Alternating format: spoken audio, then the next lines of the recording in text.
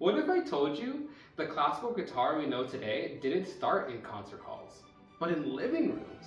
Before recordings, the guitar was the home entertainment system of the 1800s. Families gathered around to hear the most popular music of their time, even opera, right in their own homes. But that small, intimate guitar eventually had to grow up. So how did a quiet living room instrument evolve into the concert instrument that we know today? Let's rewind.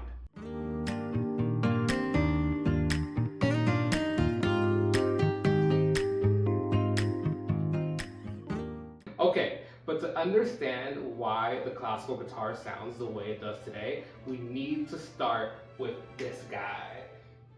This is the Baroque guitar. Basically, the great-great-grandparent of the modern classical guitar that we know today. And sure, it looks similar, but trust me, it was a totally different instrument. It was smaller, brighter, and much more intimate. Perfect for what it was meant for, home music making. From the 1600s to the 1700s, the guitar wasn't a concert hall instrument. It was something you played for your friends, family, or in a cozy living room. It wasn't built to be loud, it was built to be social. And for a long time, the guitar was perfectly happy filling that role. At least until this guy showed up. Francisco Tárrega, often called the father of the modern classical guitar. But why? Tárrega lived from 1852 to 1909, just a few years before commercial radio existed. Which means if you wanted to hear music, you had two options. Hear it live, or play it yourself.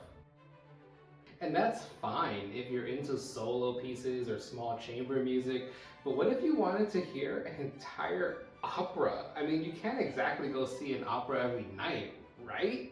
Well, Tárrega said, what if I could? So he started arranging opera hits for the guitar.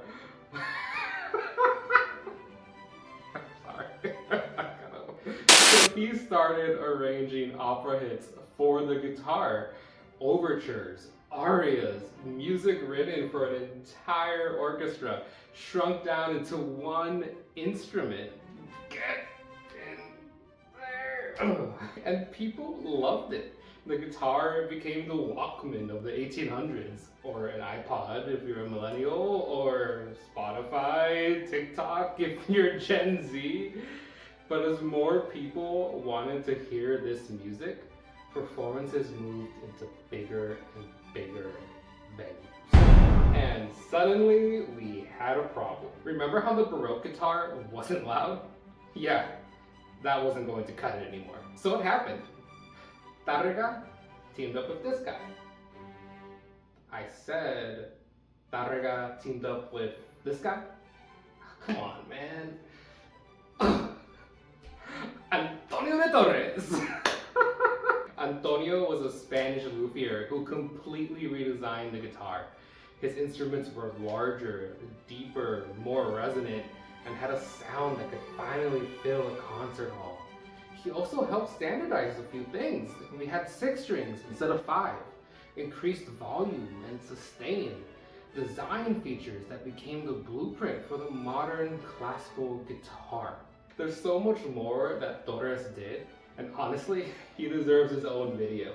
But the important thing is, Tárrega brought the Torres guitar into the concert hall, and that combination created the classical guitar as we know it today. Why should you care?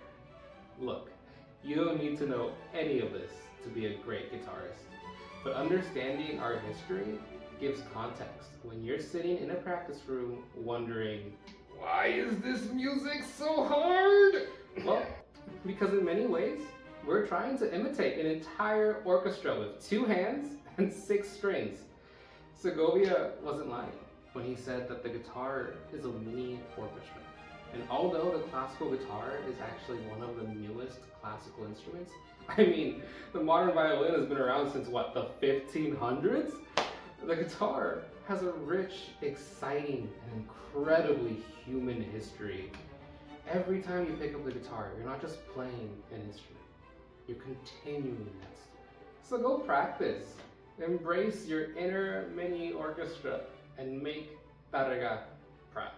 If you enjoyed this video, please like and subscribe. I'm a small channel and it truly helps. So thank you for watching, and I'll see you in the next one.